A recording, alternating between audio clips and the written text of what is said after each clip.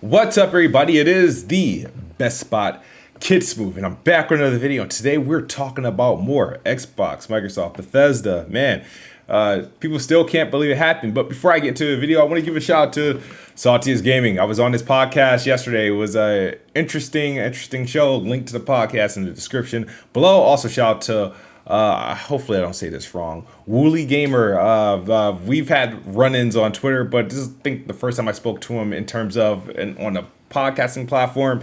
So check out Salty's recent podcast, Salty's Gaming Podcast, where we talk everything at Xbox and PlayStation and whatnot. But let's get on to the video. All right, so Phil Spencer did a surprising interview with Kotaku. Of all people, Kotaku. Yes, Kotaku. But got some interesting things about them. They kind of, inquired about, Xbox Series X and S, and how devs having issues with the weaker console, and Phil Spencer doubled down on scalability and whatnot. So they asked some questions about that. They also asked about Microsoft's relationship with Nintendo, and it's pretty much it is what it is. And of course, the big question comes: what about Bethesda? They ask a interesting question, right?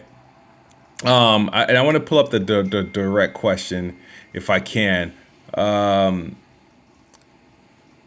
Let's see. Here's the answer, but all right, here we go. Here's the question. The question is it possible to recoup a $7.5 billion investment if you don't sell Elder Scrolls 5 or 6 on the PlayStation? Before I get into Phil Spencer's answer, I want to say, whoa, that's a leading question. That's a question where you present a question to them where you kind of want them, even though it's like they were hoping he said no or some shit like that, but why ask it this way? Without selling a PlayStation, PlayStation is not the end all be all. It's just another fucking gaming platform, right?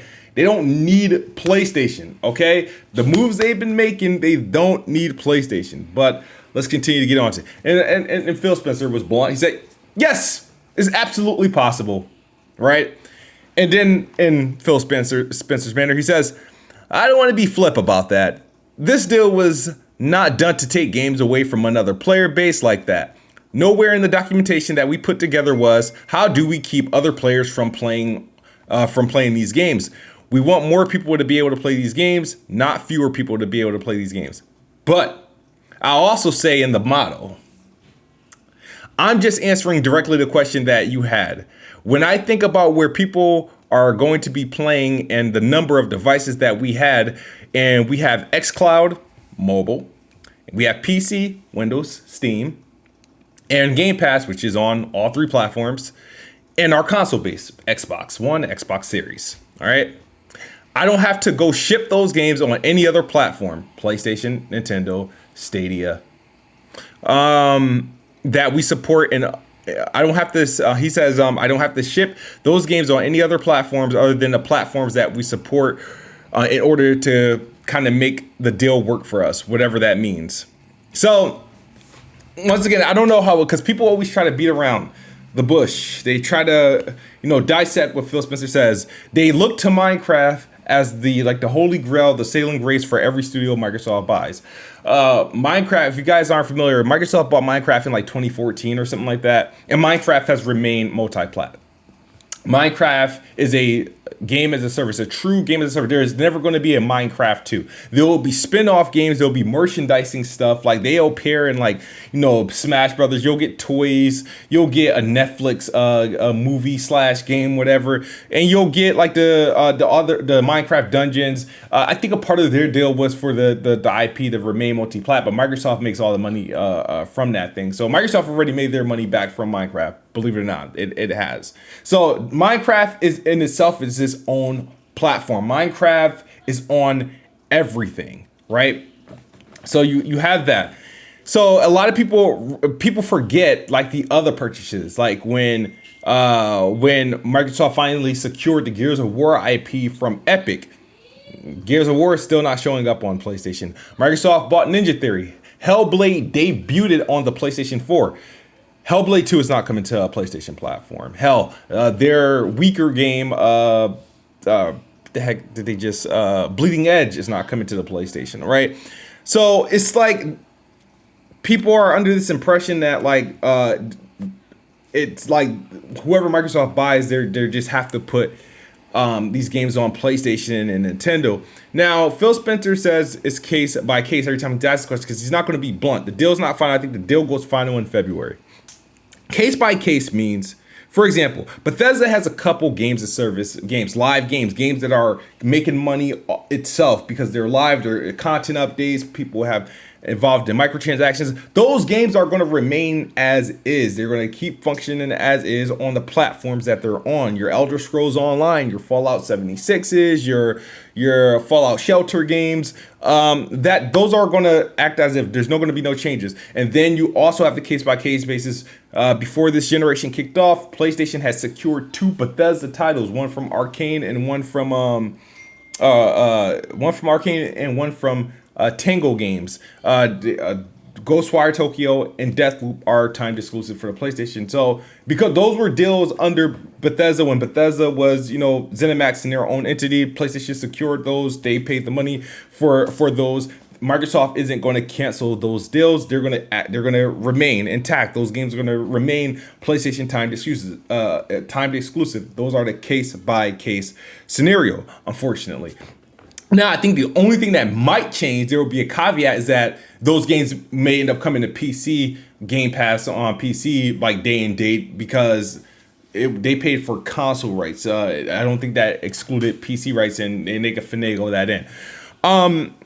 So those are the case by case. So for some reason, people are under this impression that, Microsoft bought them. Yeah, PlayStation is still going to get these games, and this it just couldn't be. You guys got lucky that a lot of the studios Microsoft did purchase already had games. They purchased studios that had games already announced and revealed, and that already had publishers, like third-party publishers. You had when Microsoft acquired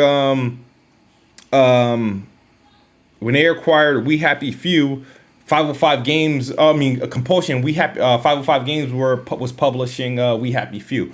And whatnot, and they were supporting that game. They were, and that was already multi-plat.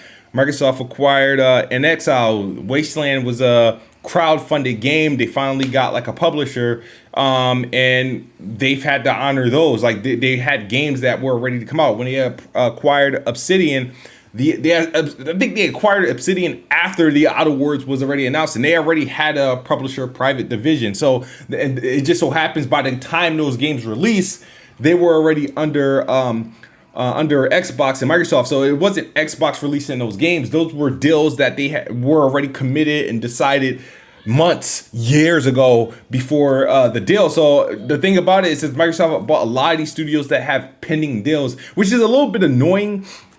This is the same thing with Bethesda, and when Xbox turns around and buys Ubisoft or Sega, is going to be the same scenario. There's probably going to be projects already announced that are multi-platform, and they're going to remain that until they start working on under the deal. So I hope this ends the conversation about that, but. Xbox, they're having a ho-hum launch is a really mediocre launch in terms of first-party content. But 2021 and forward, I think is all Xbox. I mean, they have Bethesda.